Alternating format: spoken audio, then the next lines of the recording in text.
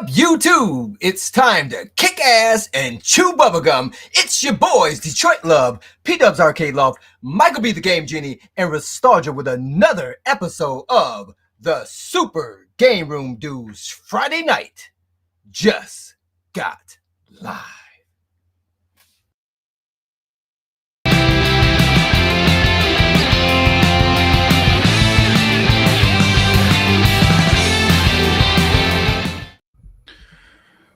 Woo!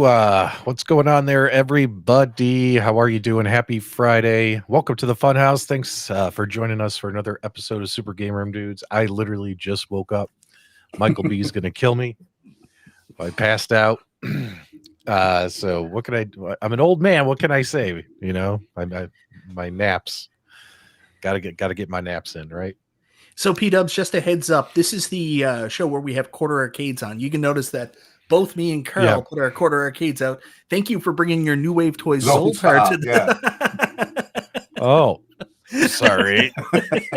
Sorry, Matt. It's fine. I think you've got one on Numskull. Is that our Ghostbusters lamp behind you? Yeah, there you go. There you go. They're right there, guys. There's the Ghostbusters lamp right there. So Numskull. There you go. Numskull. So, guys, we have obviously Numskull Quarter Arcades here. We have Matt joining us. Nice to meet you, and welcome to the show, man. Do you want to introduce yourself? Like, tell people what you do there, anything like that? Yeah. So it's great to be on the show. I think you had Ben on before, and I must admit I got a little bit of FOMO. He never told me he was going on. I literally watched the show, and Ben appeared. So Ben and I own Numskull, which is part of Quarter Arcades. We're both the co-owners of the company. So my role within it is I'm the guy that came up with Quarter Arcades, as in I'm the old guy that just wanted to make these machines. So I just wanted one for myself. So that's kind of where it came from. So I do the I call it the creative stuff, but I'm the one who just says, yeah, we should make this. This would be cool. So that's my kind of part of it. And then Ben goes off and has to get the licenses, which I think he went through in quite detail on the shows and what he has to go through to get all these licenses and everything. But yeah, I'm the guy that creates and helps build them with my design team and that side of it. Excellent. So are you the guy that actually picks which arcades you're going to do, or how does that process work? Do you decide you want to do something and then go after the license, or do you go after the license and then decide if you want to build it? It's a bit of both. I've actually got a bit of I'm going to call it a secret list, but I have a list of about 100 cabs. I just one day just went, if I could make 100 cabs, what would it be? And we literally go down the list and just go, okay, I want that one, and then we will go and speak to the licensees and see what cabs we can get. So we're working our way through it. I think BurgerTime's our 15th cab.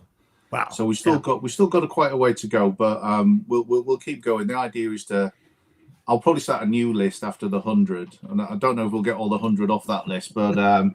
It's I'd like to say we sit in a room and we analyze, but we don't. We just go, what would be cool? What would we like? What do we want on our desks? And kind of do it that way.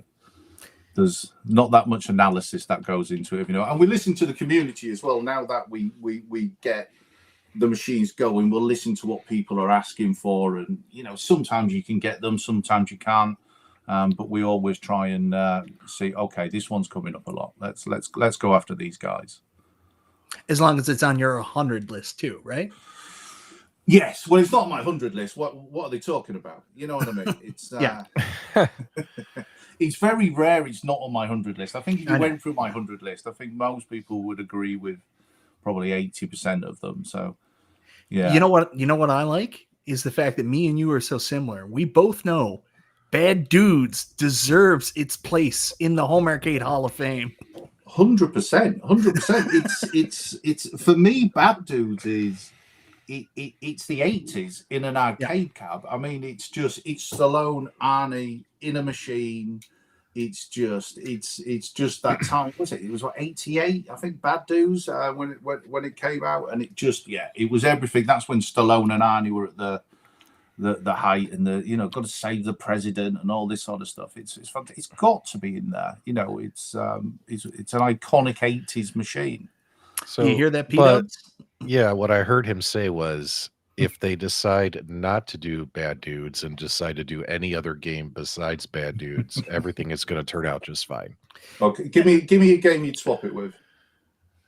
Oh, geez, Bad Dudes, come on. Well, I mean, do you want to do like another side-scrolling beat 'em up or just like a random game? Either. All right, let's do Cubert. It's always fun to do Cubert. Cubert's a great game. I can't deny Cubert. Cubert's on the list. I'll give you that. I thought you were going to say something really random that I was going to go. What? No. Cubert's. I'd love to do Cubert. Great arcade. Yeah, It was a layup. You say Double Dragon, P Dubs. Like it's a natural fit from Bad Dudes to Double Dragon. How do you not do that? Geez. Double Dragon, Bad Dudes. Double Dragon's on the list. Oh Now, yeah, is has to pole be. position on the list? Pole position is on the list. I'd love to. I must Nice. admit, we haven't got any this year, but I'd love to do a driving game.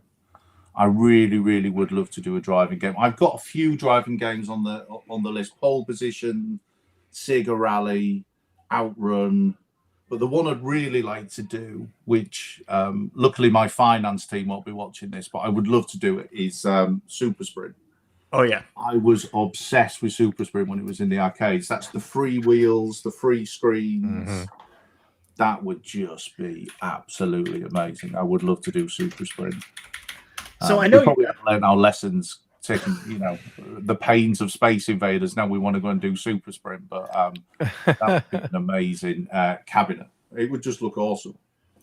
So out of the 15 machines, because Burger Time's going to be number 15, which one, Matt, has been your favorite so far? Well, game-wise, I suppose the one that I play the most was probably Galaga. I just think it's probably not the best. Galaxian was a better-looking cab. Oh yeah, Galaga was such a fantastic game, but weirdly, and I suppose this is how you can tell a game's good. Before we made Burger Time, which is the latest one, I actually played Burger Time on my PS5 because you can download it, and that's the sign of a game that you're actually gone on a PS5 and you're playing Burger Time, which is actually quite a good version. Playability-wise, I play Galaga. Burger Time at the moment is the one that everyone's playing the most. Definitely on there, and it's how they're like my children. I can't choose between them. The most challenging, as you all know, was Space Invaders, and probably one we're very proud of Space Invaders, but that was hard. That was the hardest one, and Took a while for that one to come out. 4 years. I mean, we had COVID in between that, but it was just such a difficult machine to make. The ghost peppered effect. We underestimated what a machine from 1978 and how we could create it. We naively thought it would be easy. It came out in 78. How hard can it be? Real hard. By far the hardest game to produce, but definitely worth it now that it's out. But yeah, there was a lot of tears over Space Invaders over 4 years. See, you took the words right out of my mouth. I was going to ask you as a follow-up question, what was your favorite to make? And obviously you were going to say Space Invaders. Space Invaders, it's just no. I mean, it was one of those. I mean, to be honest, we got to a point where it was, and again, the community, I mean, these guys waited 4 years for Space Invaders for our announcement, but the great thing about our Facebook group and the people on there, they were so supportive. They just said, take your time, but when it comes out, it better be good. Yeah. And that was the thing that drove us on. So that's why it took so long. We had to, and we went backwards and forwards with the fans, changing things and getting things right. But it's it was our least favorite to make at the time, but I think because it was so hard, we're so proud of how it came out. Then yes, we're very proud of Space Invaders now.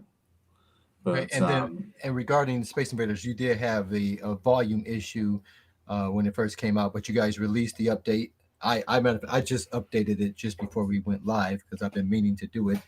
And that was a pretty easy process. I just followed your video, and bam, now my volume is much louder. So that's awesome that you guys were able to correct that issue pretty quickly. Yeah, and again, it's listening to the guys and the communities, and everyone was saying, it's fantastic, we love it. I wish it was just a bit louder, and we just went, can we do that? I mean, we do always make it that we can add things, and there's data going through the cable or anything for that we need to do at a later date. So yeah, we're very pleased to have done that. We did it pretty quickly as well. So yeah, anyone who's got them and wants a few more decibels on their Space Invaders, they can go on Quarter Arcades and download that. As you say, it's pretty quick and easy to do. So it's funny because another home arcade company, Arcade 1-Up, did a Space Invaders a couple of years ago, and they had the opposite problem. It was too darn loud. In fact, the reason they found out that it was too darn loud, there was an actual bounce back from Mars of the Space Invader sounds coming from an Arcade 1-Up cabinet, and they were like, that's the threshold. We need to make it more quiet. They had a lot of problems with that. Yeah, they never did the Pepper Ghost either, did they? And no, they did not. Are they clever, or did they know what we didn't at the time, or how difficult it was? But no, their focus has never been on like what you guys do so well in recreating the actual arcade. They're just like, I'm going to stick it on a cab, put it out the door. That's good enough. Yeah, we did think about that. No, we didn't. It was one of those. If we couldn't have done it right. Mm-hmm. We would have binned it. We would have never brought it out. If we can't get it right, just don't do it. Speaking of these mini quarter scale arcades, I know my buddy here, Detroit Love, is a big fan of you guys of Quarter Arcades. Because go ahead and tell them all about it, man. Carl, what is it that you like most about them? Well, I mean, the obvious thing is the size difference. At the quarter scale, it's just more playable. And these are showpieces. These are these are the perfect size to get the attention.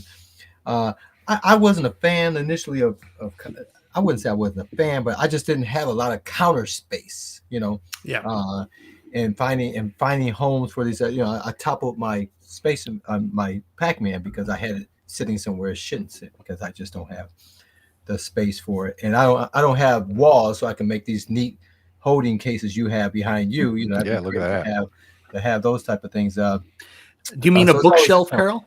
Yeah. I don't, but it's on the wall, right? It's on the wall. I don't have walls. You see, I have the Dexter plastic walls behind. Carl actually lives in a bazaar. That's a big tent. He's just got a bunch of arcades and a big tent. But I love the size of these things. These, when people come down and you have these things lit on, I'm so glad the volumes is louder on this thing because they draw people's attention, and they're just beautiful cabinets to look at. And so I have never bought Pac-Man in any other size because I just wasn't been satisfied. So I had to get your collector's edition of the Pac-Man so that I have a Pac-Man machine that looks like the real Pac-Man as a part of my arcade collection. Well, I think that was the thing, but the size, we never went for quarter for any reason other than when we were doing it, we got a Raspberry Pi and some buttons and some cardboard boxes, and we played around with the size to big and small, that it had to be fully playable, but so big enough to be fully playable, but small enough to go on a bookshelf.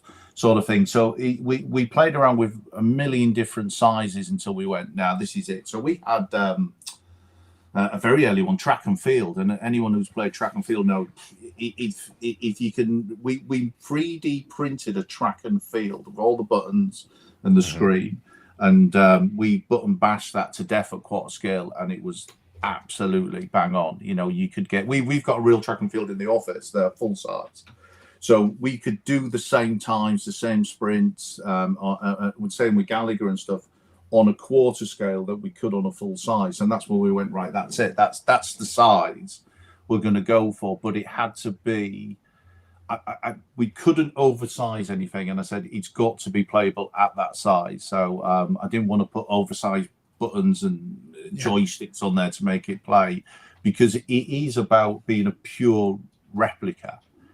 it's you know, I want these things. We were talking earlier about arcades, and you know, they're becoming less and less.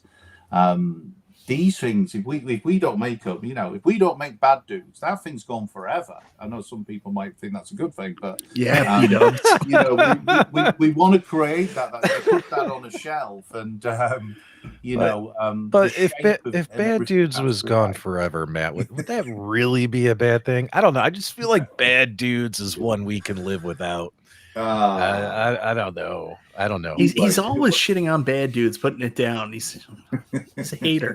I mean, Punisher is I think you know, in my opinion, Punisher was great. It was quite a basic cab Punisher, wasn't it? But it was a great game. But it's a great game, no doubt.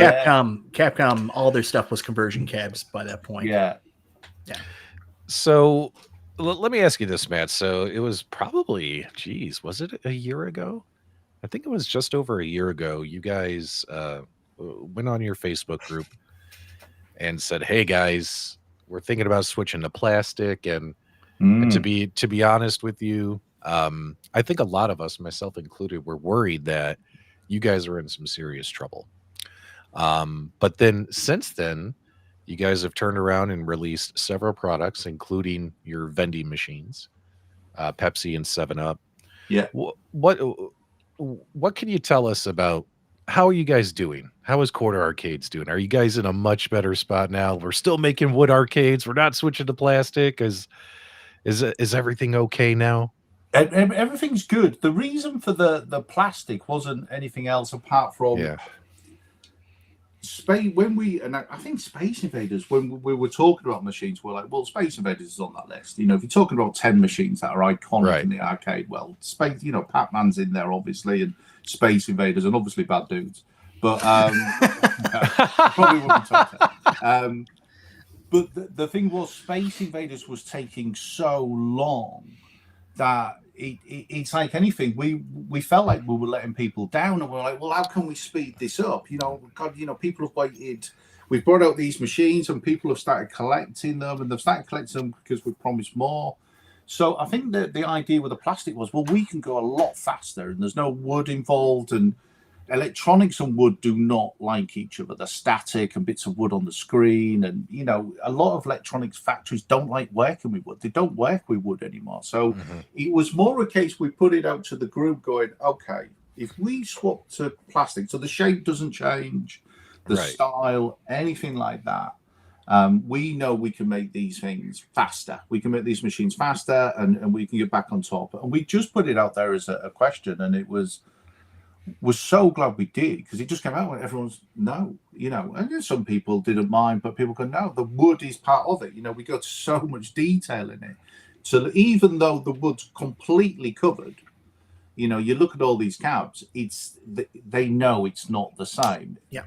And the weight's different and stuff like this. So it was more of, we were getting conscious. We thought we were letting people down, and we're saying before that the great thing with the community on Space Invaders is like, guys, you know, it's going to take this long. If you want wood, we'll stick to wood, and costs were going through the roof as well, and we were so conscious of that. You know, freight was through the roof, electronics, wood all went up in price. I'm like, oh God, you know, this thing's going to come out, it's going to cost another $100 more than Pac-Man did, and you know, with no more profit, just costs. Yeah. So that's why we kind of put it out there, but everyone just went, no, we'll wait, get it right, we'll wait. And that's what kind of spurred us on. We went, okay, and it was that we continued, and we kept it, and I think it was, you know, the feedback on Space Invaders has been fantastic. And as I say, those 4 years of pain, and it makes it worthwhile when you get that at the end and people go, but I would say 95% of people said, take your time. Which is unbelievable when you think people have put money down, you know, on these machines, but they just, that's the community backing you up, knowing this isn't a giant corporate company who's trying to scam you or just bring out something that's not a replica. It's not, you know, a machine. So that's what drove us on. So we're in a very good place from there. If you think about it, we actually got to the point where Turtles had overtaken Space Invaders, because for development wise it was much easier because there's no peppered ghost and bloody black lights and moons and stuff. But we can't bring out Tales before Space Invaders. People will lynch us. They've waited so long, and now we're going, oh, there's a new machine. I know I've got your money from Space Invaders, but so we kind of went, okay. So Turtles came out quite soon after Space Invaders, and then since then we've got Elevator Action, Kicks, Zookeeper, and we're redoing Bubble Bobble again, and they're down for October, and that's on track. Nice. Especially from a development point of view. The only issue we've got at the moment, which is out of our hands, is freight.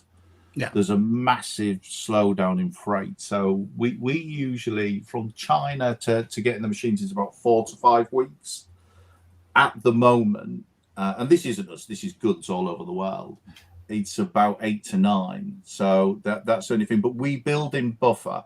So we're hoping, and we're on track for the Taito machines to come out and be released in October.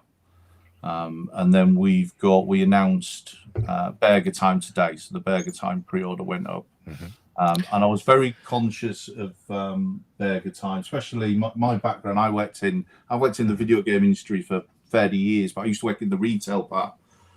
So I'm very conscious of the customers, and it was, we wanted to get BurgerTime out for Christmas. That was always the aim, and we're actually on track from a development point of view. But because of freight, it's looking like late December, and I'm like, guys, it's January. Then we've got to tell people it's January, because I don't want to be that guy that ruins Christmas when people have to open up a picture of your present on Christmas Day because we couldn't get it to you in time. I owe you. So yeah, all I wanted was a Red Ryder BB gun. Yeah, a little card, and there's a little picture of BurgerTime in that. And I'm like, I don't want to be that guy, so I'm going, put it down as January, and we're pretty confident on January getting it in there. But it's just a bit of a shame. But yeah, so since Space Invaders, we've launched, BurgerTime. That'll be like another 7 machines. So we're in a fantastic place now. We've really got the wheels turning. Yeah, I mean, I remember, because a lot of us have been covering this space for a while, and I remember when, in all fairness, when you guys did that stream, talking about, hey, if you guys still want wood, we're going to have to raise prices. Like, I don't know, Matt, if you ever rewatched that stream you guys did, or that video you put on Facebook, but it definitely had this like doom and gloom vibe about it. You know what I mean? Like, Really? Yeah, like no. Yeah. Let me explain something here. P-Dubs is what's called a pessimist. He's a glass half empty guy. I'm a glass half empty. He's always going to look at it like that. So I'm sitting here, I'm like, man, this is all bad news. Like, all they're doing is sharing bad news. That it sounds like things are in a bad spot, right? And however, since then, like you just said, Matt, you guys have gone banana sandwich. You got a whole bunch of machines announced, a whole bunch of machines up for pre-order. And the general vibe is a lot of folks are very happy with what you guys are doing. I know I pre-ordered, I'm sorry, not pre-ordered. I bought this Pepsi Hub. I freaking love this thing, man.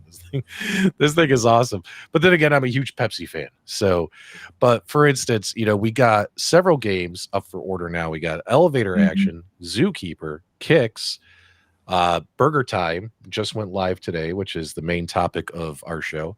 And then you also announced you got Ghostbusters coming. You got RoboCop coming. Robert. And am I missing any others, Matt? Because so I'll give you a bit of an update where we're at. But just going back to the point with the doom and gloom, you're probably right as in the video, but I think there's much easier ways to make money than doing replica arcades. It is a passion project. It genuinely is, and it's something that we do with our heart rather than probably our heads, because you wouldn't have made Space Invaders if you'd have worked it out financially what you were making. So I think that's the thing. I think when we do this, it is something that we genuinely care about, and we genuinely want to. If I didn't make these, I'd buy these, if you know what I mean. This is what I want. I want exact replica arcades, because I'm such I pine for the 80s and that arcade experience. So Yeah, I think it is something, when it's not going right. But I think that the one thing we do is we're honest and we tell people, we'll even break down pricing for people and go, guys, this is why it's gone up and this is how much pricing is. This is how much freight has increased. It's a two-way kind of conversation for us. It's not us and customers, it's us and fans. It's a community. And it genuinely is. If we would have got the backlash on Space Invaders and people have gone, well, I'm sick of this and take my money, we would have probably just stopped because because people went, we got you back. That's what's kind of spurred us on to carry on doing it. And now I think we've really got that momentum going. And as I say, BurgerTime, which I'll go through in a minute. But regarding other machines, so I was hoping BurgerTime was going to be the Christmas, but it's now dropped to Q1. But as I say, I'm doing that out of it might be late December, but I'm telling everyone January. Do not get this for someone's Christmas present. Get it as a January present. I just don't want to ruin anyone's Christmas. But you heard it here first, guys. This is your New Year's resolution gift. Yes, get your BurgerTime now. Yes, absolutely. But it's definitely worth it. It's looking amazing, and I'll show you the cab in a minute. So. Yep. The game's lined up for 2025. So Pong's in development. Pong's looking great, and it's one of those again. Some people go, "Wow, Pong, it's such a simple game and stuff." You've got an arcade. Pong is.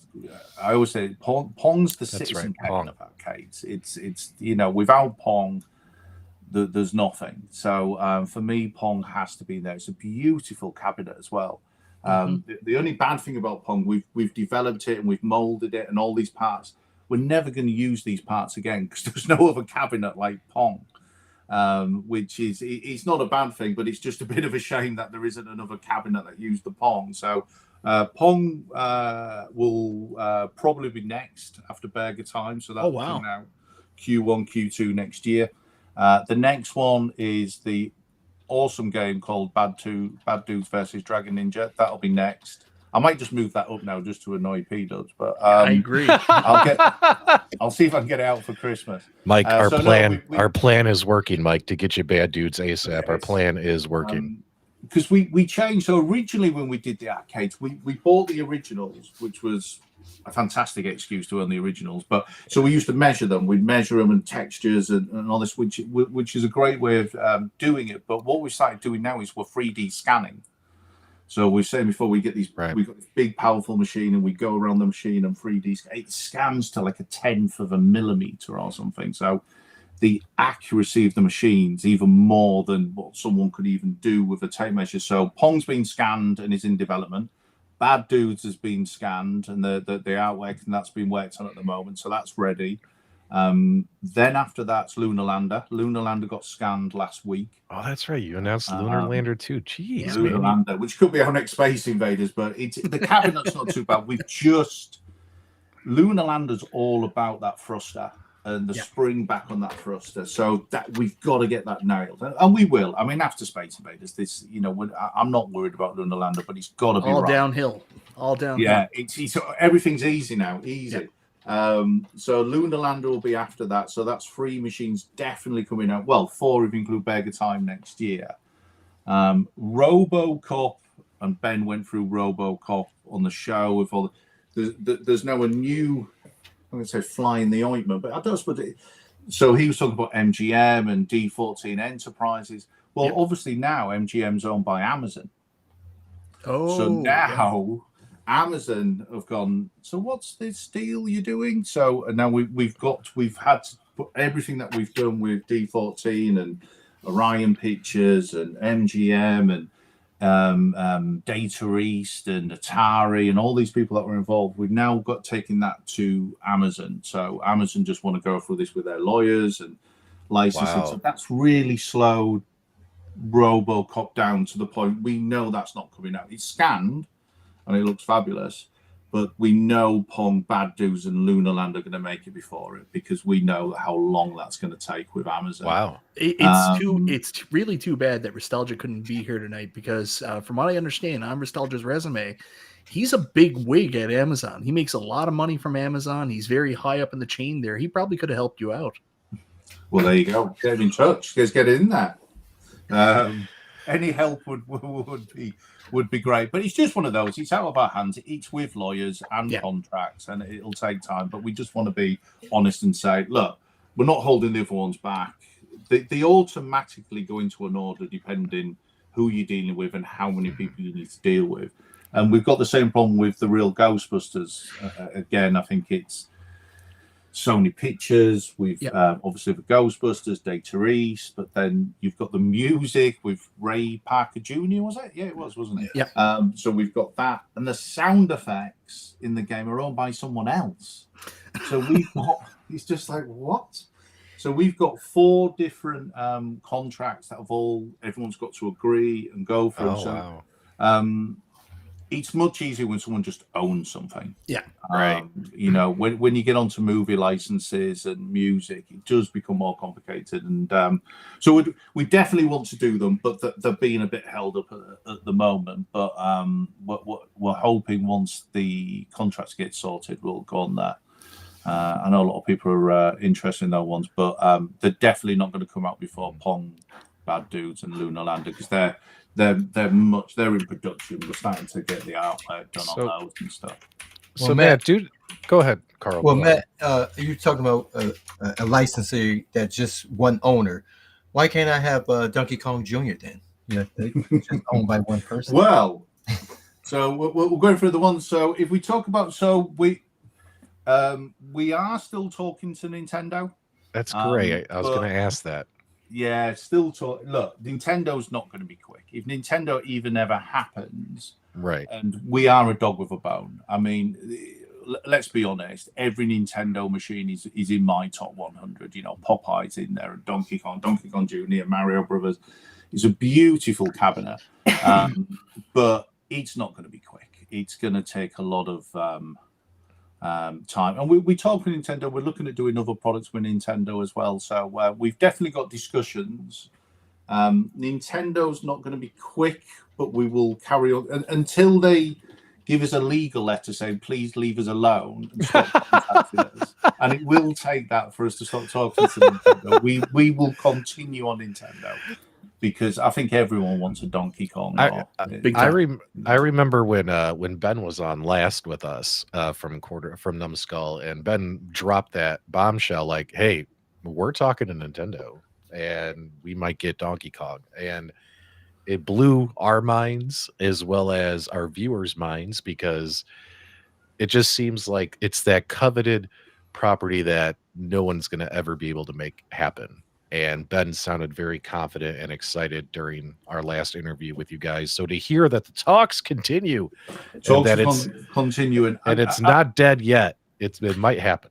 I think what would assist with it is the fact that you are working with other products, so you're building that level of trust with Nintendo, who are incredibly guarded over their IPs, specifically when it comes to games. So once you build that level of trust, you've developed that relationship. They're satisfied with the other product you're making. It'll probably take 2-3 years, but there's a chance you'll get there, right? I think you're right. I think it will take that time. Look, if we do a deal with Nintendo, they're not doing it for the cash. They've got more money than, they don't need money. They're not making products like this. I'm hoping. So obviously, and there's other people. I'm sure Arcade One-Up could offer them, 10 times the money that we do it. No, not anymore. Not anymore. But I think it's more about, I hope they look at it and go, we will do it justice. We will give it the respect that a cabinet like that deserves. It will be, a perfect replica of your machine. And I think that is more important to Nintendo than cash. Big time. Yeah. So that's our angle. You'll also save on shipping charges, because Leo is going to come to the UK and pick it up personally if you manage to make this happen. Well, there you go. There you go. We'll put that down in it. So Matt, I know it's easy for us to go right into everything that you guys are going to be doing and possibly the future. But before we get to the future, we're 36 minutes in. Let's talk about Burger Time finally. Burger Let's show Time. people some Burger Time. We've been doing it. We've been showing it. We've been talking. I've got it. Well, I've got one here. So I was saying before. So we're doing, and I need to mention. So we're doing Cleveland and Portland. The shows out in the US in September. All right, so you'll be at the Cleveland Gaming Expo this September and the Portland Expo. This which September. I think it's a week later, isn't it? It's like the 22nd for Cleveland, 27th for Portland. Yeah, so I'll be there. Ben will be there, as well as our creative directors. We're gonna have all the machines there, but we've only got like 3 burger times in the entire business because we're at. So one's going to Portland, one's going to Cleveland, and one's going to Gamescom in Cologne in Germany.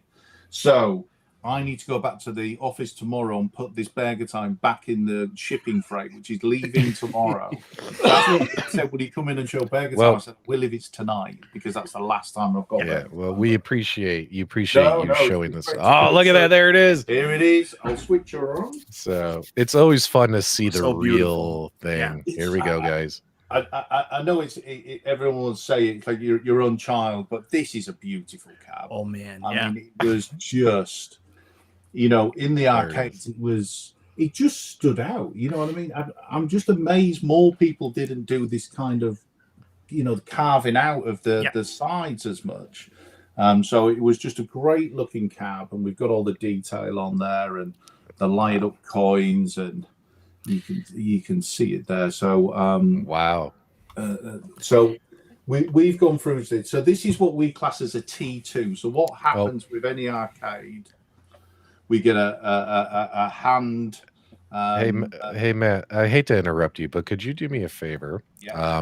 On your window that you're staring at right now, there's a little cogwheel that says settings. If you click on that cogwheel and go to video, and there's a little button there that says mirror camera. If you can toggle that off, your camera's mirrored, so everyone's looking at it backwards. So where am I looking again? So the cog. Yeah, so video settings. Yeah. Video. And then it says video mirror camera. There you go. Perfect. Now, all right, now hold that up again so we can read. There it is. Backwards. Now you see that looks better. I need to go the other way now. Now you got to go the other way. Oh, that's good. Now it's not backwards. Look at that, everybody. That looks awesome. I love the marquee. Looks great. Oh my goodness. The thing with Burger Time too, and why it stands out so much, is the contrasting colors. Like you go from those orangish side panels to the blue and the white and the red, and the colors are all just so beautiful. I'm not going to get used to that. I've got the little P on it for the pepper, and it was just the other thing. Apart from being a beautiful canvas, saying before, it's such a good game. It really is. It really stands the test of time. And one of the reasons I love arcade so much is the guy that made Burger Time. The reason he made this is he used to flip burgers. So he just developed a game with burgers in it. Because he, I'm sure if he works in a car wash, this might have been car wash time or something. I don't know, but I just love that one guy just went, well, I used to flip burgers. I know about burgers, and he made a game from it. And you'd never get that now. Games are probably made through committees, and they're analyzing, and they're looking at focus groups and stuff. And back then, it was just a guy who flipped burgers made a burger game. And I love it, and such a good game that is so addictive. And don't put it away yet. Don't put it away yet. We got plans for that thing. Could you? All right, okay. Really quickly, you mentioned your one of your favorite games. What's your top score in Burger Time? How good are you? Well, going on this one, so I'm having a look actually, because it'll be on here. We have to do this. So one of the things we have to test, because all the machines save high scores. Yeah. Put on some games to get on the top 10 to see if your high score's been saved. I've been doing it on Elevator Action. It is some of them were quite easy to get on the top 10.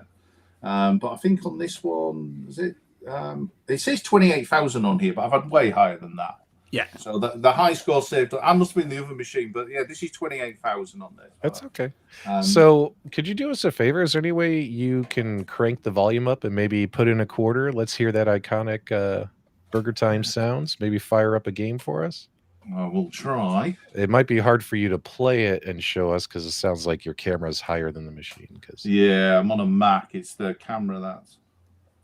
See if I can get some sound on it. And probably, I don't know if it's coming through. I don't know where my speaker is on this Mac. Oh,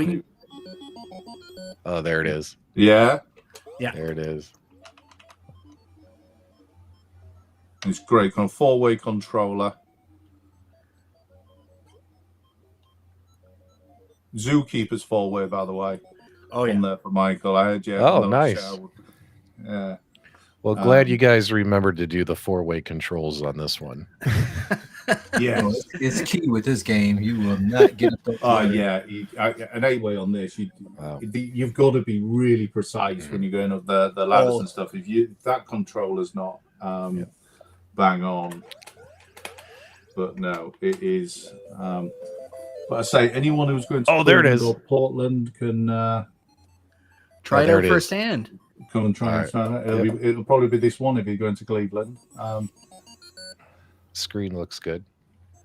Yeah, and it's weird stuff. So yeah, there was one version. So this is T2, as I was saying. So we have a T1 tool sample, T2 sample, then a T3, and then it's golden sample, which is off the production line. So this is T2, and we made some changes based on the group. I think on here they were saying this was too flat, and we needed to curve it more. So we retooled this bit. But someone said there's a spelling mistake. So Peter, which there often was, you remember, I think it was like Street Fighter, they got the names wrong. Yeah. Which is great when they do it, and you've got to keep it in. But they were saying Peter Pepper. Yeah, but it isn't. The original was right, but they did a reprint, and they spelt the reprint wrong. So we found like I think 10 different original bag times, and it's all spelled correctly, and it's I don't know what the reprint was for. I don't know if it was Arcade 1-Up or whatever it was, but someone redid it and they got the spelling mistake wrong. So this is spelled correctly because the original was spelled correctly. So that is something that we kind of go into, because there is those little quirky things with these arcades, which I love when names are spelled wrong, or there's a bit of detail in the artwork that's missed off that you've got to miss it off again. So we did go through that, but I know that was one that people said, are you going to do the misspelling? And I went, no, because it wasn't on the original. So in case anyone notices it. So but yeah, this is T2. So next one's T3. This has gone on the group, and we've had all the feedback on that. This, we're going to put a little bit more sound in it again as well. We're definitely upping the sound on our machines based on kind of feedback as well. To I think people want them loud, where it go too loud sort of thing, but at least you can turn it down. So, because Space Invaders is probably one of the most incredibly designed mini arcade machines, or even replica style arcade machines that I've ever seen, and it's just the volume was too low. You guys heard the fan feedback, and you guys put out that firmware update. We could update the thing and increase the volume on the device. So I mean, it's it can look pretty, it can play pretty, but I think sound is just as important with these iconic arcade games. So you gotta, as you say, it's that bass on Space Invaders, isn't it? Yeah. So, but yeah, once you fixed it, and I finally got the update to go through on mine, it's much better. It's much better because it was a little too quiet out of the box. So I'm happy to hear that you guys are focused on that for the other. I mean, you got Kicks coming out and Zookeeper coming out in what, August? Elevator Action in October? October is when they land. So they're they're on there. So I've got the 3 up there actually. So you've got Zookeeper. Oh, look at that. And Kicks. So my birthday is in October. Are you telling me that I'm gonna be able to get a Zookeeper for my birthday? There's not going to be a picture next to the cake? Is it early October or late October? Late October. You'll be having yourself a Zookeeper. There you go. Well, guys in the chat have been providing all kinds of feedback while you were showing off the BurgerTime unit, and I saw a ton of positive, unsolicited feedback from the viewers. So, Matt, that should make you feel good. The viewers are liking what you put together there. Yeah, we're really pleased with how it's turned out. And again, we every version T1, T2 handmade sample goes on the group, and if people join the group, and we listen to those guys, because as much as you think you know your arcades, when no one's an expert, but there is people out there who are experts on certain machines or have got the original. So it does stop those kind of errors or mistakes happening in there. And as I say, we do feel like it's a two-way kind of conversation. These guys will buy it if we get it right. So we're going to make sure we get it right. Yeah, I love the way you do stuff because, like, obviously you don't operate like you're this big company where you're dealing with retailers. I mean, this is very much, as you can tell, a passion project, and you work with the community. You're there every step. Like, you're showing these titles so early, asking for fan feedback, asking for feedback in the designs of the machines, working together. And I think that's why the community is so supportive of you. Richard Waddell made a great comment there earlier when you talked about how long it took to get Space Invaders out, and how long sometimes these cabs take. And honestly, most people are totally cool with waiting as long as there's communication there and it's going to be done right. And so far, you guys have delivered in that aspect. I do like that. Before you respond, Matt, what Mike said is something I don't see any other. Well, I see some companies do, but for the most part, you guys kind of lead with the, "Hey guys, here is the Burger Time prototype. Let us know what you think." You guys put this on your Facebook fan page. What did we get anything wrong? Give us your feedback. Let us know now before we actually build the damn thing. And all your fans always put in looks great, or hey, I'd fix this. You know what I mean? And that makes it feel more like a community project, doesn't it? Like, it's kind of fun. Yeah, definitely. I mean, we do get comments. People go, "Oh, you've missed this out. What the hell have you done there?" And something. You're okay. Right. Thanks for the feedback, but you got to take it. You know what I mean? It's right. They're not being, they're not calling you names. They're being passionate about the product, and we go, okay, we take it on the chin. But as I say, Space Fence, when you get it right, they do come back and praise you. So you can have it both ways. You know what I mean? So you've got to sometimes take the criticism, and it actually makes us better. I mean, we were talking the other day, if we go back to Pac-Man we made and everything, I'd love to go back and remake Pac-Man and Gallagher and Galaxy. What we know now as a company, the screens are much better than when we started. The coins, we've got the CRT screen in there now, so it's got that, and just everything about it is better because we've got better, and our factories have got better, and we're understanding it better. So it's like owning an original iPhone, I suppose. At some point, iPhone 10, 11 is better than iPhone 1 because it developed. So we're definitely getting better, but we're getting that through people being on our backs going, that's not good enough. And we do listen to that. Really quick, Matt, one thing like Numskull has come out and said is, ours are one and done. This is a one-time cab. We're never going to release it again. You guys have come out with Bubble Bobble. You've just re-released. Is there any chance that you could go back and do some of those games like Pac-Man, Miss Pac-Man, Galaga? Because I know there's so many people that probably got into Quarter Arcades a little bit later. They probably, one of their first cabs might have been Turtles or something like that, and they want to go back and get some of these cabs now. And the only way to do it is sometimes go on eBay, and they're not exactly cheap. So is there a possibility there might be some more re-releases coming in the future? Yeah, I definitely would like to. I really would. And it's just one of those. Even, Pac-Man, which was a great machine. That's the first one we ever did. But Carl broke his, so he needs you to make another. Well, he was saying, I say myself, I'm down to my last Pac-Man. If that Pac-Man goes, I haven't got any more.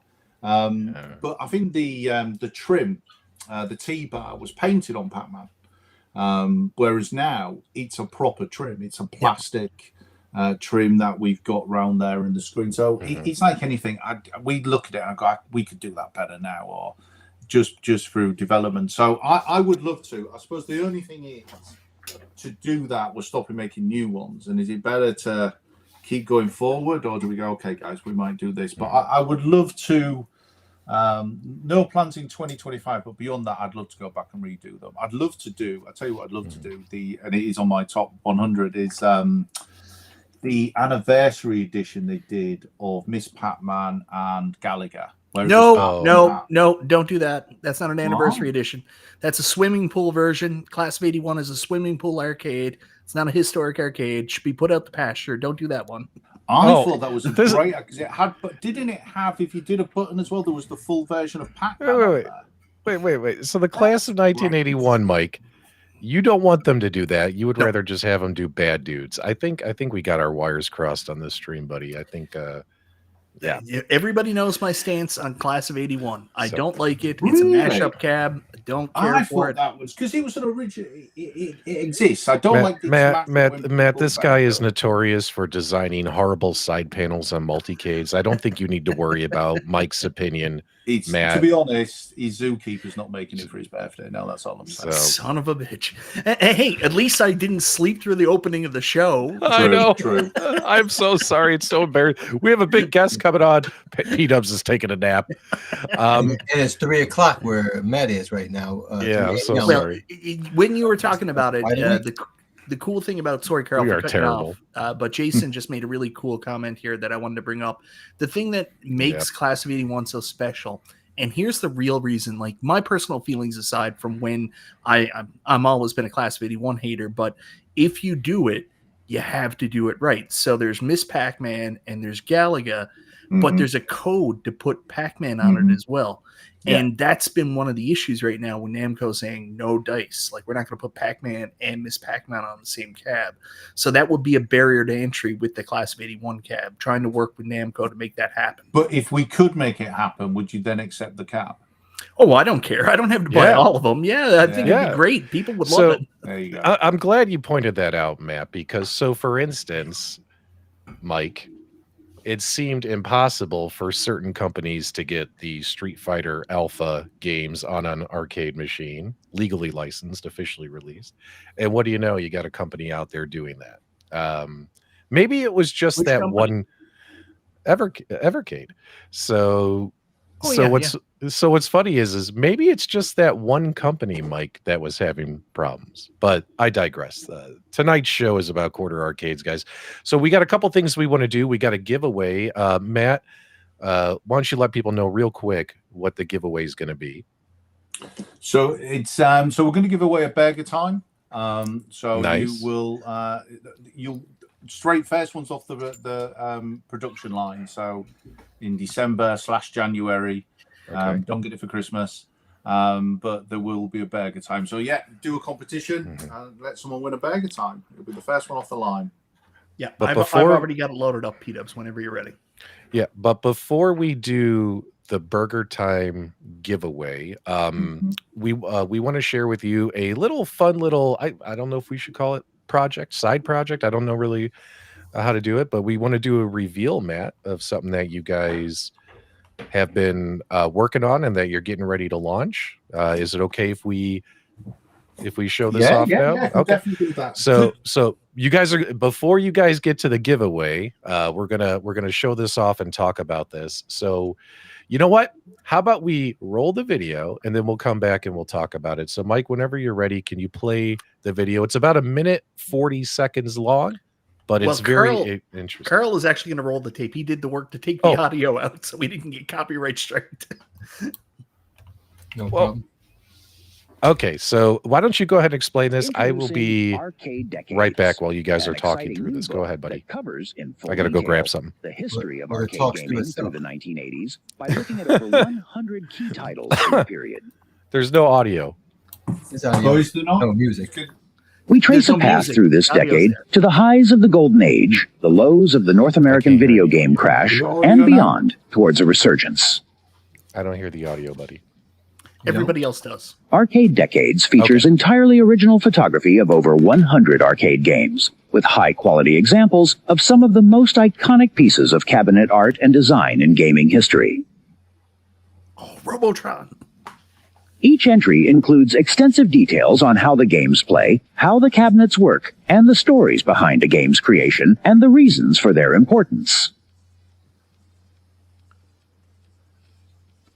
Special features take you even further into the world of the 80s arcade, with a look at the terms and slang that were used, as well as a look at the companies who created these experiences. Arcade Decades will take you inside the inner workings of the world's most famous cabinets, showing how arcade legends created the sort of games that you simply couldn't play or experience at home. Pledge to Arcade Decades today, and you can unlock these memories for yourself with a love letter to games that may have been from the 80s, but in truth are timeless. Arcade Decades. Back us now on Kickstarter and get your name in the book. All That is right. freaking cool.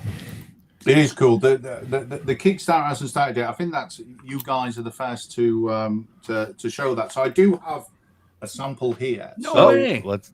The reason for doing this, like most things we do, so obviously we do a lot of research into arcades, and I was just amazed how little books there is on history of arcades. I mean, I got one, and I think it's from the 70s, and we use that to look at stuff, and the pictures are grainy and everything like that. So it was the idea behind it was, I want a coffee book about arcades. So, and there is so many arcades. So this is going to be volume 1. We're doing it in decades. So this is the 80s. We're starting with the 80s. Nice. There's 100 machines. I'll show you some of the pictures. We've gone to the arcades and taken the photos. So they're all high definition of the actual machines and the cabinets and writing. So I can see you guys here. So here's Centipede. God, I've got that backwards Look. thing again. Yeah, there you go. And the control. So, and it's just, and it goes through in age and gives you all the information about it on stuff on there. And Well, I bet I will have to make one correction. This is a Ottoman book. We don't have coffee tables anymore. This is an Ottoman. oh, really? All right. Okay. We still have coffee tables. Carl doesn't. I don't know what that's that in is. Canada. I forgot about Canada. So it's just the idea bit. So this is going to launch on Kickstarter. I think it's next week after. We'll let you guys know. We're doing a special offer on there as well, as a kind of an early bird. So it's going to be what's the price on it? So it's going to be. I'm gonna have to convert because I'm doing everything in pounds. I think it's going to work out about $40 as the early bird. I think after nice. that, I'm in. But it's thick, it's proper glossy paper, and this one's going to say the 80s edition, and hoping to obviously bring out a 70s, 90s edition.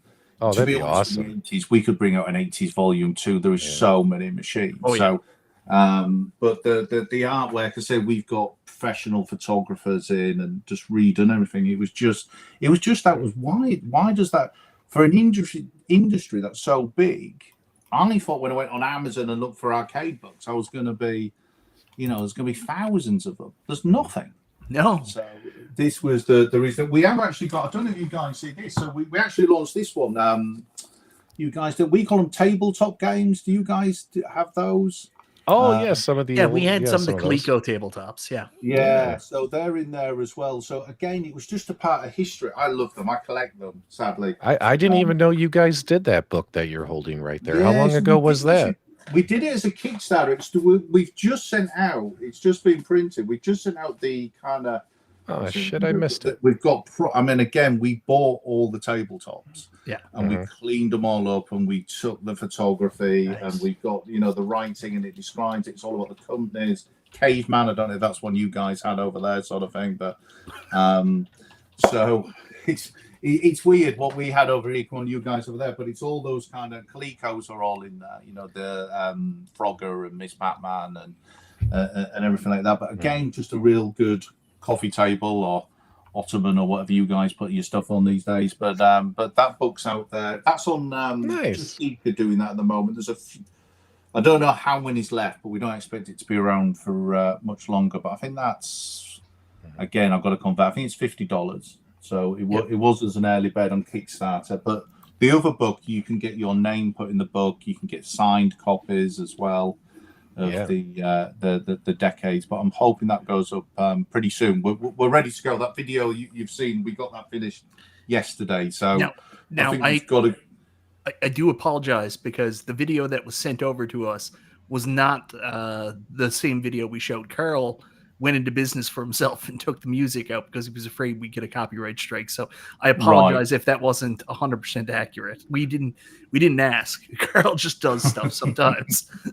No, it's absolutely fine. So no, it'd be good to get up, but we think that'll be up probably next week or so on Kickstarter. I think you've got to submit it to Kickstarter and you've got to wait for them to approve and everything. So that's why I can't give an exact date, but we're ready to go. So and if people back it, especially when it goes live next week, you'll have various options, various packages. Yeah, so people can get their name in the book. Yeah. If they back the Kickstarter, that's pretty cool.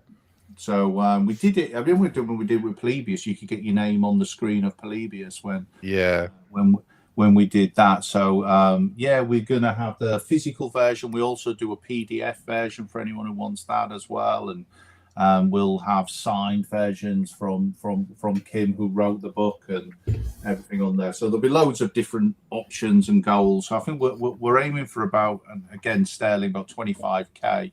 So what's that, about $40,000 or something is the goal to hit to release it. So we're hoping there's enough fans out there that, like me, that want one of these books. So and hopefully it'll be the first of many. We can have this kind of volumes of all the different arcades. Carl, this seems like something that'd be right up your alley. You gonna pick up one of these books? I am, for sure. Yes. I'm in. I feel bad I missed out on the other one. Can I still get my hands on the other one? Is it up for sale? Yes, still available.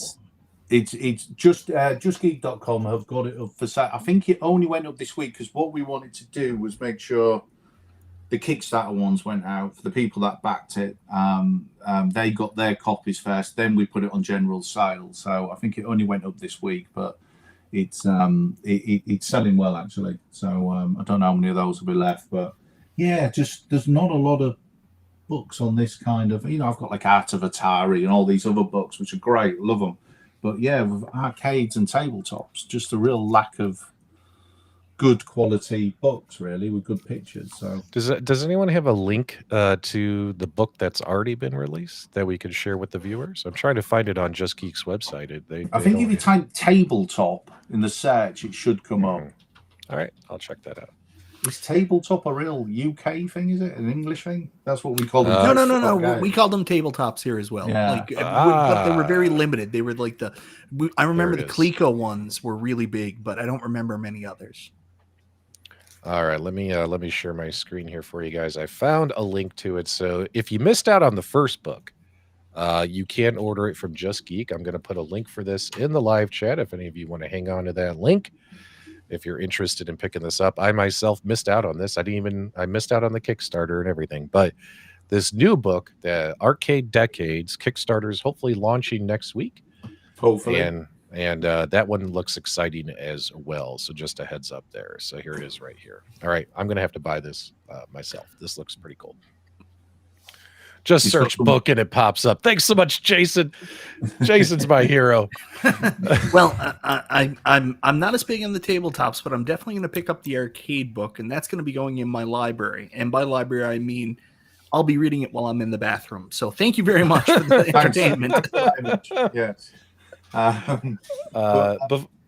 Go ahead. Sorry, just saying, talking of early birds, I've got to mention earlier with Burger Time. So we're running an early bird on Burger Time as well. So again, we partnered with Just Geek. So there's a special offer with Burger Time. It runs till the end of August. What we're trying to do is get 2 paydays in, which for people, but it's priced at $229. Is that right? Oh, you've got it up there. Yep. I'm trying to remember it. So $229. It'll be $249 after the early bird finishes. Plus, working with those guys, we're giving 50%. I know shipping's a big thing for everyone. It's just shipping prices have gone up like everything else has gone up. But we are working with Just Geek to help get that down. So we're offering 50% off your international shipping for the US. So you'll get that discount when you buy that up to the end of August. Excellent. Yep, and 50% off international shipping. I think one of your recent releases, some folks were complaining about the shipping prices. So hopefully this will help offset that a little bit for some folks. Yeah, it's a funny one with the shipping. We don't. Well, so Just Geek don't make any profit on shipping. So whatever the shipping price is the shipping price. So and I know people say, why is the shipping price this expensive?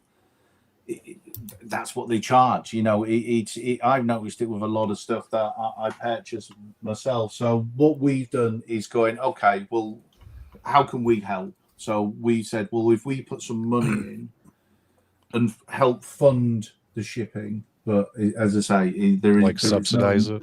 Yeah, to just try, because it is because it's an exclusive to Just Geek.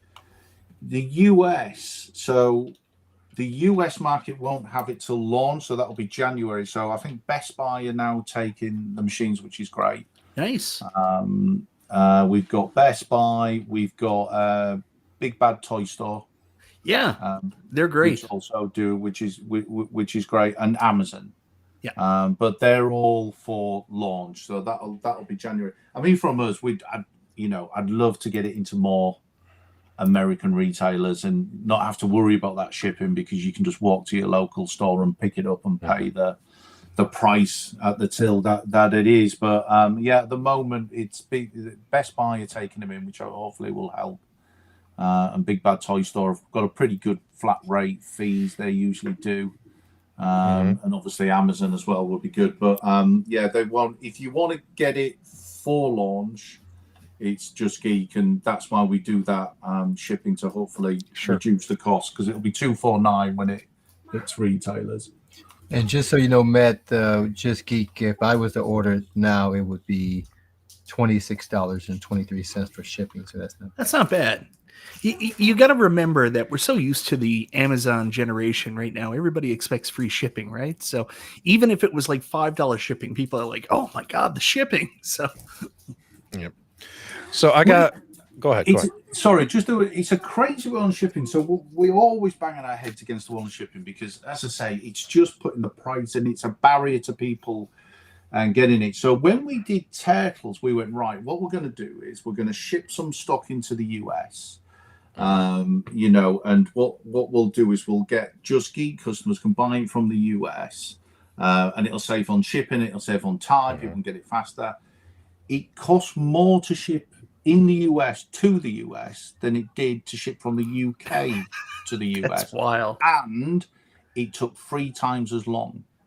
Wow. Because it's going by road, whereas when at least it's going by plane. We're just like, this is crazy. How can the machine be in the country and it's cheaper to ship it from England and faster than being in the country that it's in? So it was something we tried to try and help, and it was just, and so people were getting it. If they ordered it from England, they were getting it like 2 weeks before they got it from the US stock. So we just went, guys, this is why we've gone back to, right, we'll help with the shipping, because you'll get it cheaper and faster from the UK than you will from the US, which I do have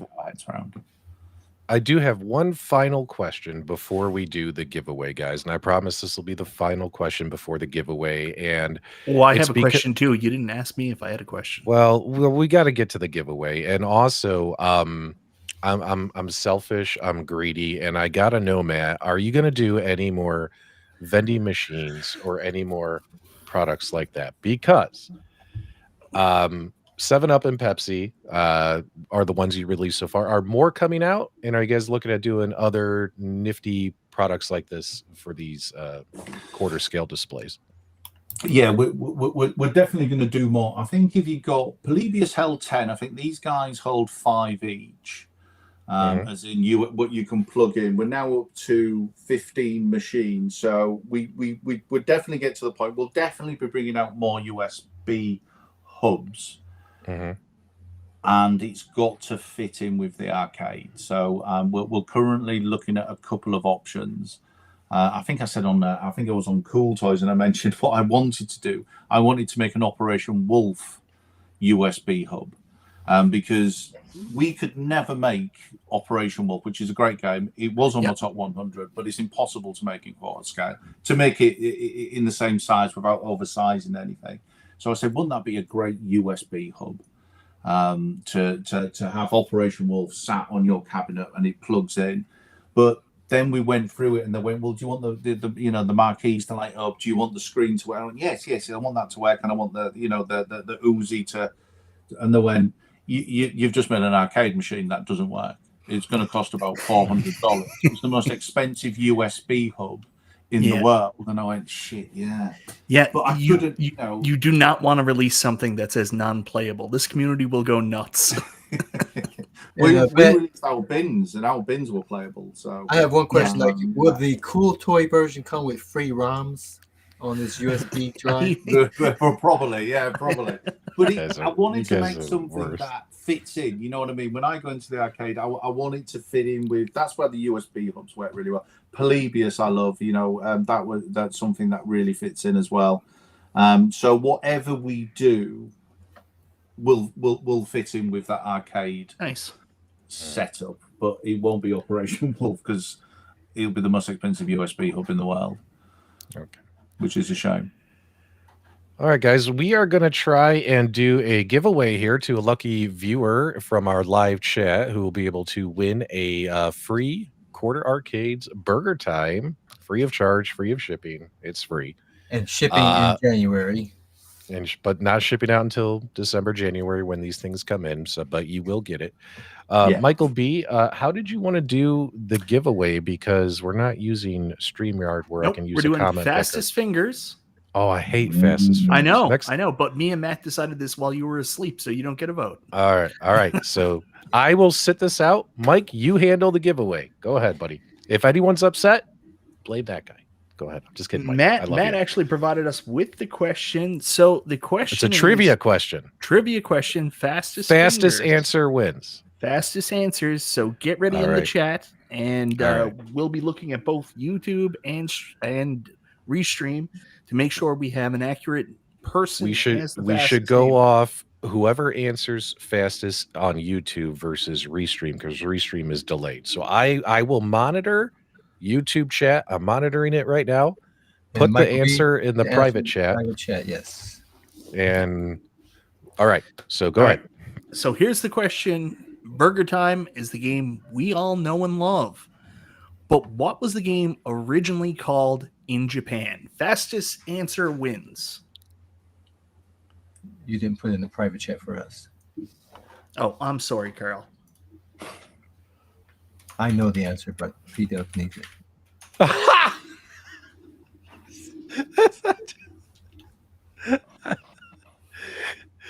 So what was Burger Time's original name in Japan? Is that what we're talking about? Yep. All right. So on the Japan release of Burger Time, what was it called, ladies and gentlemen? Go ahead. They were going to release it, but they were scared about getting sued. I think it was, so they changed the name. I'm seeing. I think it's Brooklyn Menace is what I'm seeing. Brooklyn Menace is our winner. Brooklyn Menace was the first on YouTube to type it into the YouTube chat. Well done, sir. The answer is hamburger. Hamburger.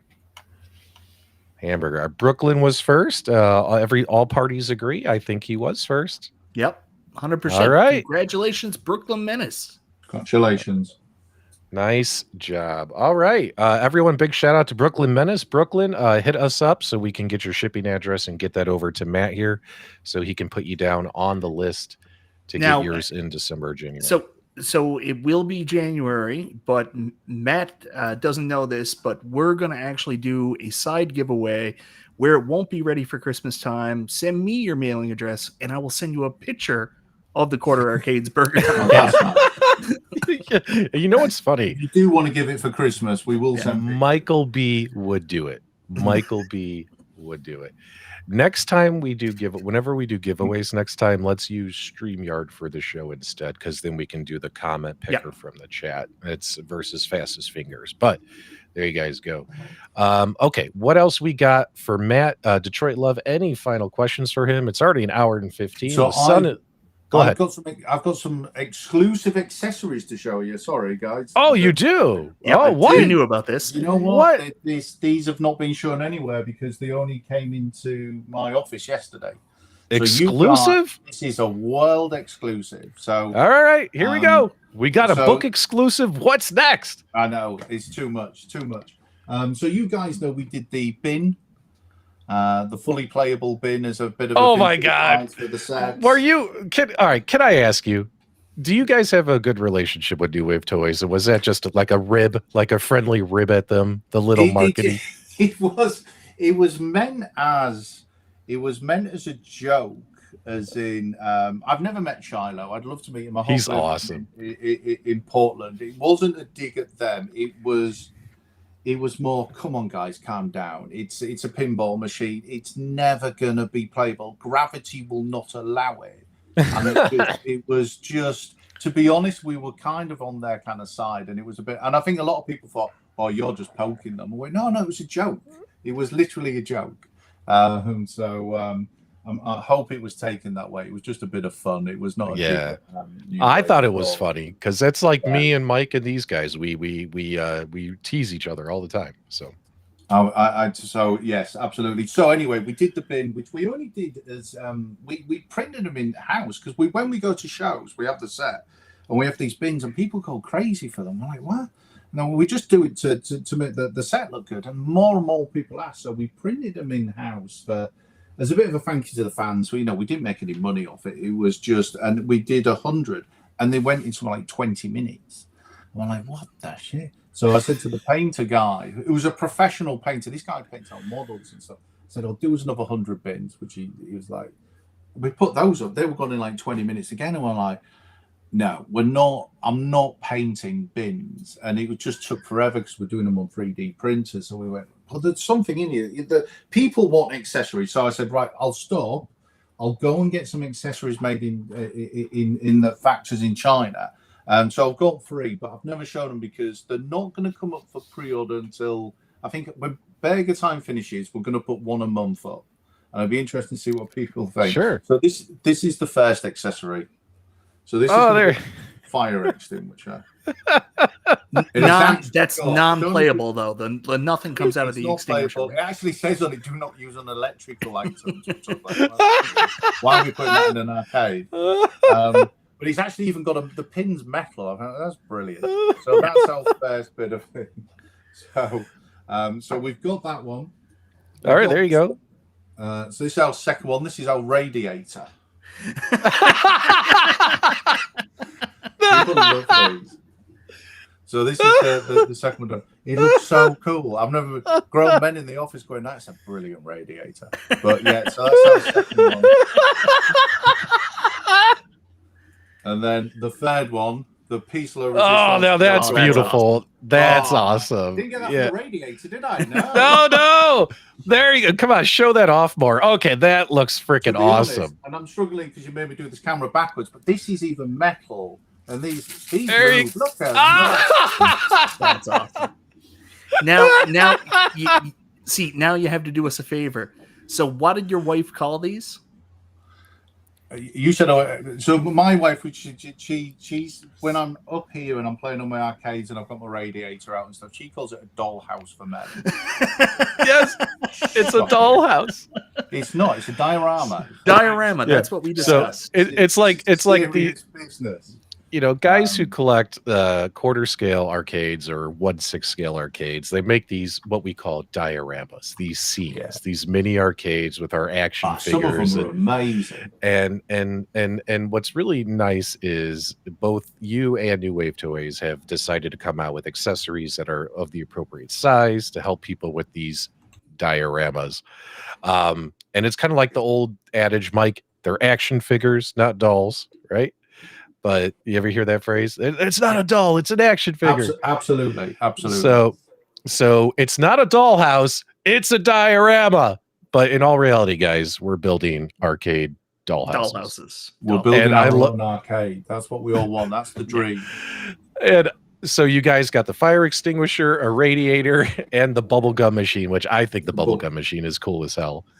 So that's yes, awesome. We're going to launch one a month on there. We already do the stools and stuff for the set, and we've got the carpet and the wallpaper and stuff. So people are making the most amazing sets, and that's fantastic. So yes, that's your another world exclusive. So Nice.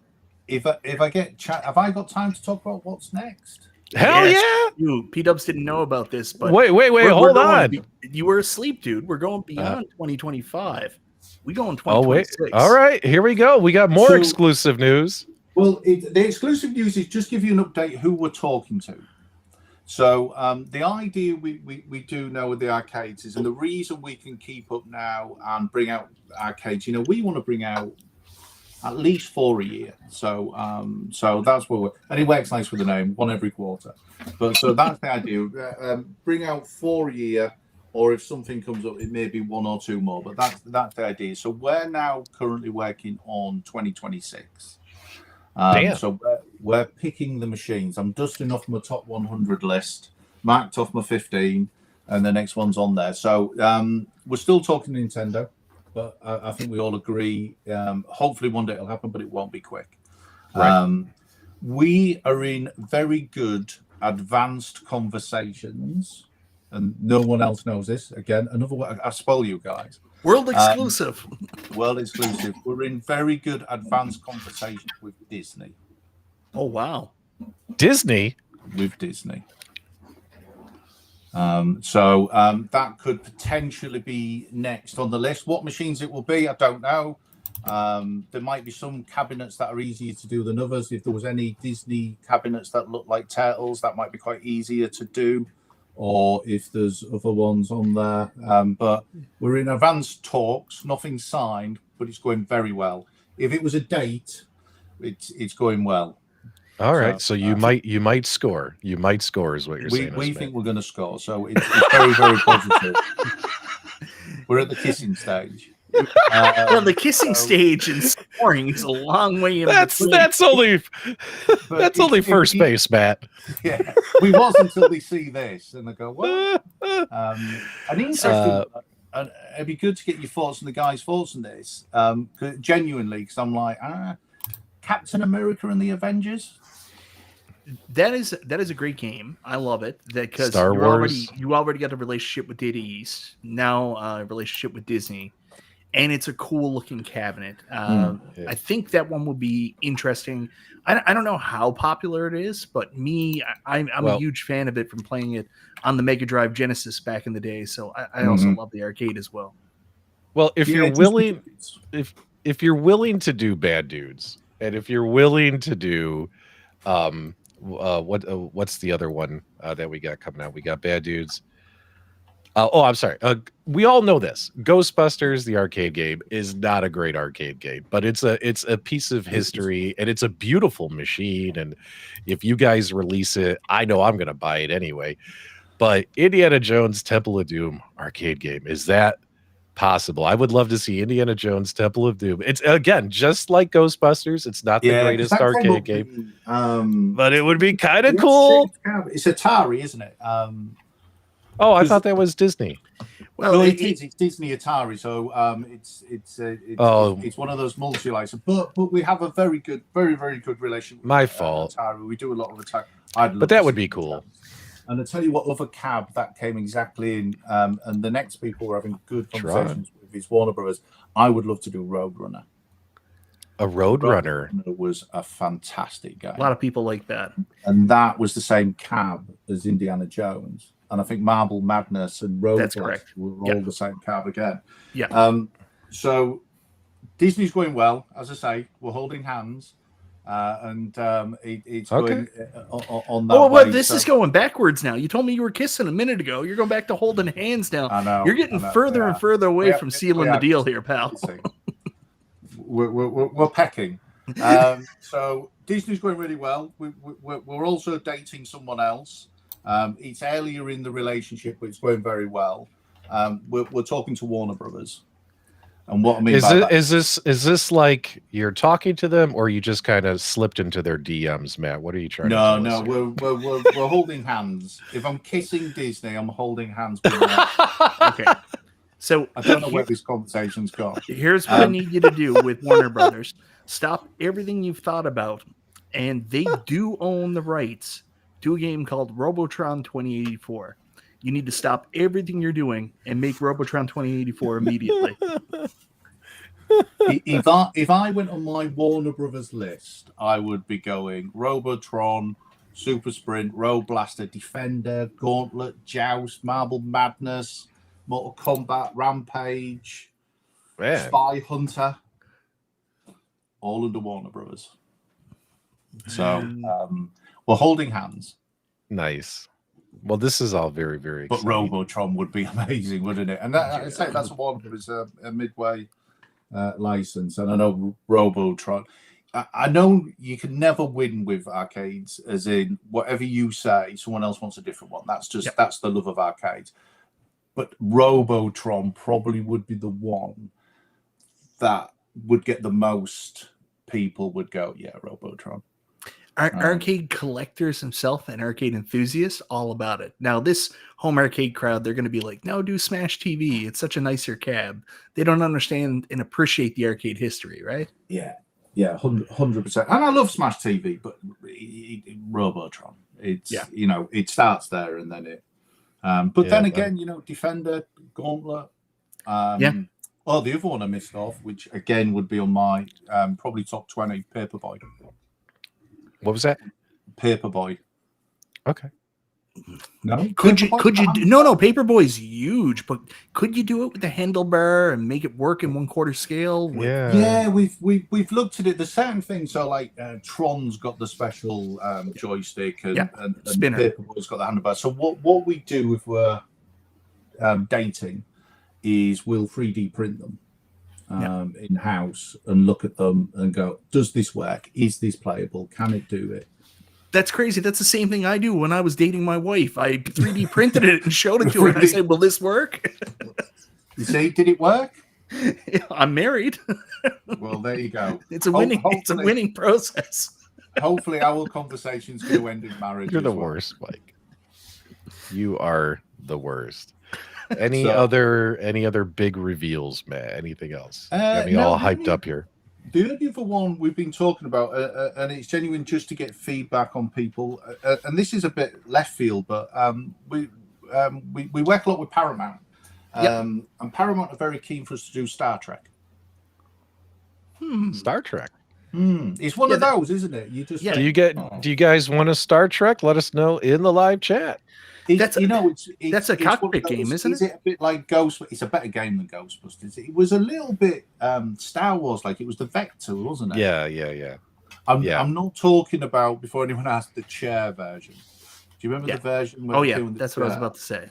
That would be insane. That would be Space Invaders all over again. Oh, that would be harder than Space Invaders. Yeah. So that one, I think that's the environmental or cockpit version of Star Trek. Yeah, they did a lot of conversion kits. I think, in fact, one of the conversion kits was Asteroids, which is Lunar Lander cabinet. So it could be one of those. But it's just one of those. We Paramount. So we've got a great relationship with Paramount, and it was Paramount Sega actually, Star Trek. So it's just interesting. It's like, it's a bit left field for me. It's a great license, and there's a lot of Star Trek fans out there.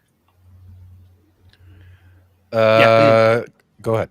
It is. I'm not familiar with the game myself, so I will step away from this. I know of the game, but I've never played it, so I can't give you any advice on it. There you go. See, it's very, very, you know what I mean? Quite Vector. Let's go right here. That way people can see it.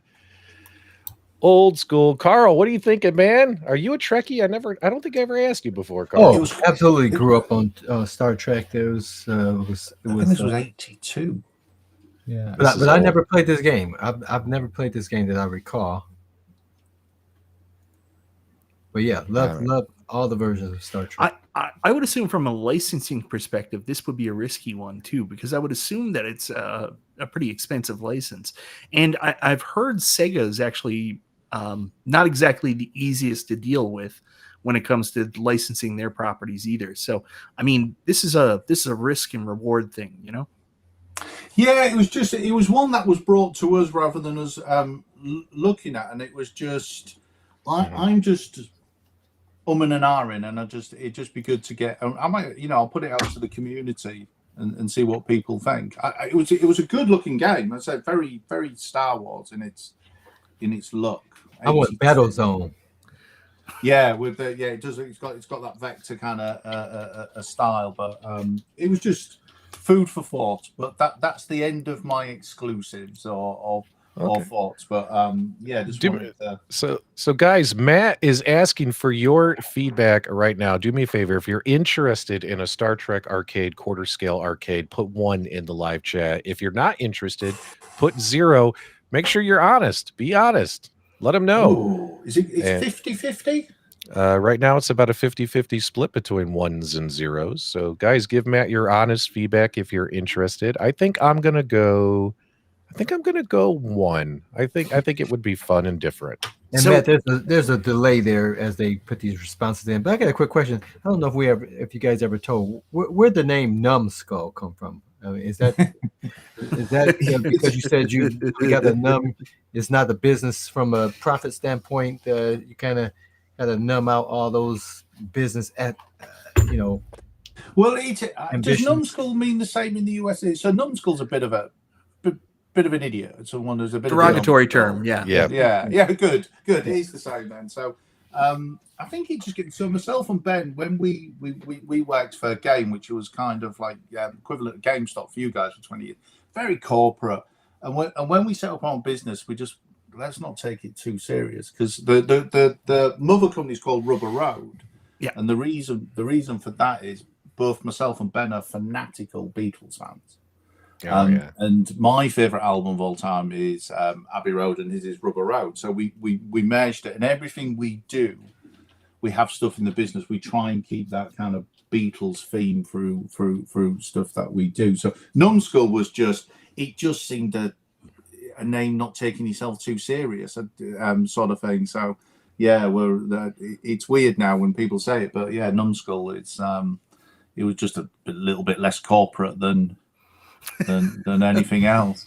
We're not very corporate, as you can probably tell. So we try and keep ourselves grounded. We are Numskulls. Yeah. Just going back to Star Trek a little bit, and the chat is still going back and forth. But I think one thing about it is, I think that this is something that has mainstream appeal, and there's huge Star Trek collectors out there that get everything Star Trek.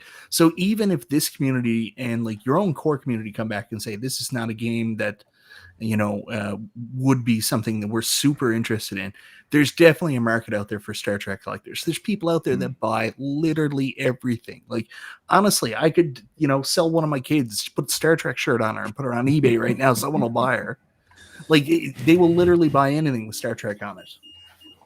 Yeah, it's it's a funny license one, but yeah, it's not a bad game. As you say, it goes back to what we were saying about Real Ghostbusters. Is it one of the greatest games ever? No, but it's a great cab. You know what I mean? And it's so nostalgic, and so. I'm getting Ghostbusters, and it's not for the game. Me too. Yeah, me too. But that's us. That's us. Oh man. Do we have anything else for Matt? Anything else we've missed? Anything? Carol, you got anything? No, I'm just delighted that you guys are sticking to the game plan of just making cabinets that you guys want yourself, because arcades is one of those things where what's passionate to you, what's passionate to me could be different, because all of us didn't have access to these huge arcades where we could play everything. We had what was available to us, and we grown in a nostalgic connection with those cabinets. So cabinets mean something different to everybody, but there's a cabinet for everybody that brings back that nostalgic value. And so you don't know until you make it how it's going to react to the masses. You know what I mean? But everybody can relate to arcades, and I'm just delighted. Like you said, if these things aren't recreated, they disappear. And they as I'm a little bit older than you guys, as we start to perish, if we don't have people picking up this passion and getting onto this, then these things just disappear. So I'm delighted that you guys are keeping this thing going. You make them at a size that make it very playable, and they look fantastic on your tabletop, countertop, or wherever you're going to put them, bookshelf. No, cool. Thanks very much. As I say, that is the reason. Let's keep it, just keeping these machines. And, and I don't know if you guys get it when you get, I've got stepdaughters and stuff, and they play this machine, and it's just like, oh, this is actually really good. And he's like, they look at it, well, the graphics are a bit crap. It's no Fortnite. And then they play it and realize it stands up. All these games stand up to today's standards and better for me. But and it's such a beautiful thing. Like, I have this awesome thing behind me, and my next door neighbor, he has a daughter that's like 3 years old, and she came over for the first time yesterday, and she says, these games, I love them. And she ran up to him, you know what I mean? And she has no idea of the history of these things at all. But like we were when we were kids, when you see the blinking lights, you see the beautiful colors, you hear the sounds, it's just a draw that, says that this is a fun place to be and a fun place to interact with. So that's the cool thing about it. Last question from our live chat before we put a pin in it. Wagner's Tech Talk wants to know, especially since you guys have a relationship with Taito, any chance of Time Pilot? Well, just really quickly to correct Wagner, that's actually a Konami game that may have been, Centuri. It's a Konami-owned license and might have been in a Taito cabinet. But it was a Centuri originally, I think. I mean, it's an amazing game. Yeah, you're right. Centuri. So that's the same as the track and field then, isn't it? Yeah. It's definitely on my top 100. It's same as that, that golf and all those kind of games like that. It just, it's one of those. If you ever go to an arcade and there's a Time Pilot, I'm definitely going to go. So, if we can make it, I will make it. If we're bringing on 4 a year, we've got a big long list at the moment, but we'll work through it, and we'll see how the dating goes with the publishers as well. We asked Ben this question, and even though P-Dubs is trying to end the show because he's got to go back to sleep, apparently he didn't get enough of a nap earlier. We asked Ben this question, and I would be remiss if I didn't ask you this before we ended. Blue Sky, you can make any cab, no limitations. What would you like to make? No limitations. No limitations, man. The world is your oyster. If there was one cab that you at Quarter Arcades could release with absolutely no limitations, what's the one you would absolutely want to do? Star Wars. Oh, yeah. Good answer. It's got everything. I mean, it's a fantastic game. It looks gorgeous. Yeah. But I'd want the stand-up and the sit-down. Am I allowed? Yeah, you want the cocktail too? I'd love to do the because you not can the cocktail, the environmental. But I think Star Wars is. No, we're at that age as well. It's Star Wars. Yeah, and that's definitely a moneymaker without a doubt. But what is the one that you would want to have just so you could play it?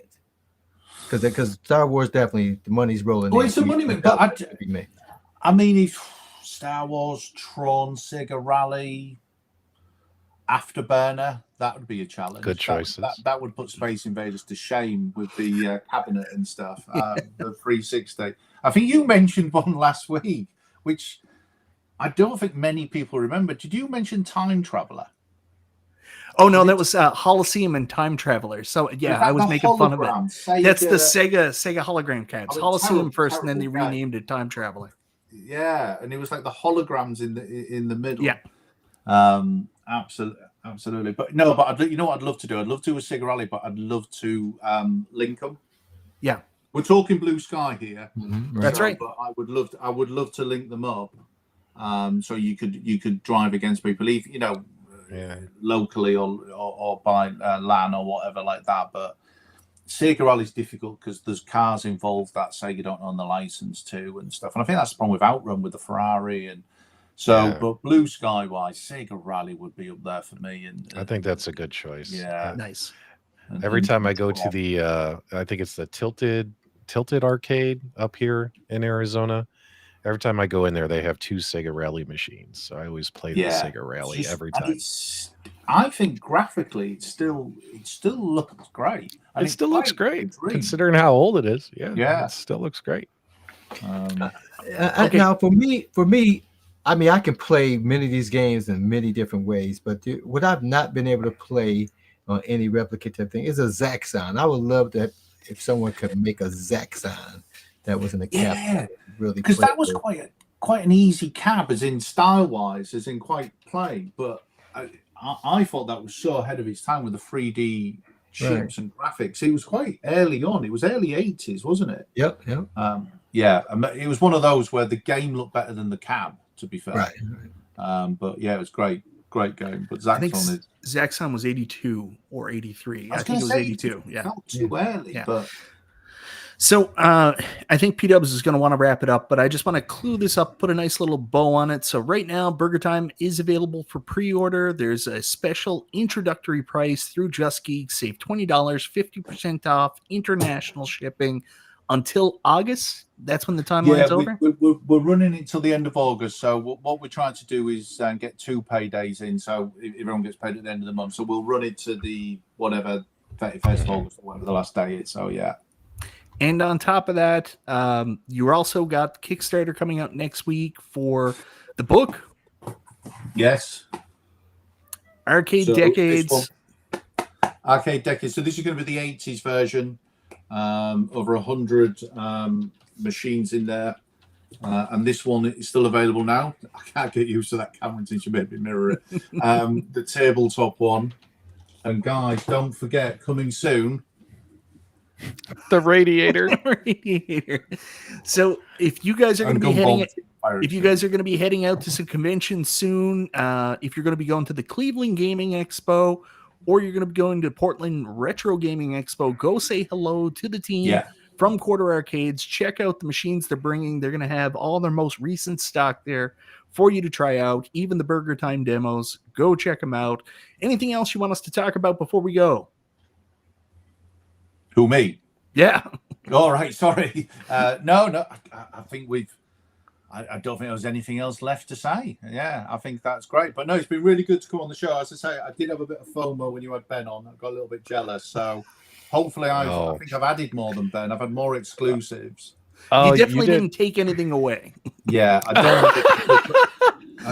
want to make it into a competition. But next time we have Ben on, we'll have to tell him, look, Matt was here and he gave us like 4 exclusives and you only gave us 1. And a giveaway.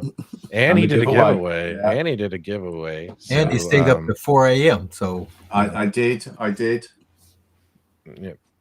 AI Arcade, real quick. He's interested in getting you guys at the Pittsburgh Gaming Expo. Is there an email they can send an email to book? Yeah, definitely. We were talking about this before. So we're doing the 2 US ones, and we'd love to know about other US ones that we could go to. So help@numskull.com or something like that. It goes through to the guys. If he puts in the details, we'll get back to him. I can pass it on to the relevant people. But yeah, if people want to email us, tell us about these shows that are in the US, because we're not US based. So yeah, we want to do a little bit of a tour and go around and see as many people as possible and get people to see the arcades, as you guys say. And I know we're biased, but when you see these machines, and not a lot of people will have seen them before purchasing them, I think people will be really impressed with what we've got. So let us know where we need to go.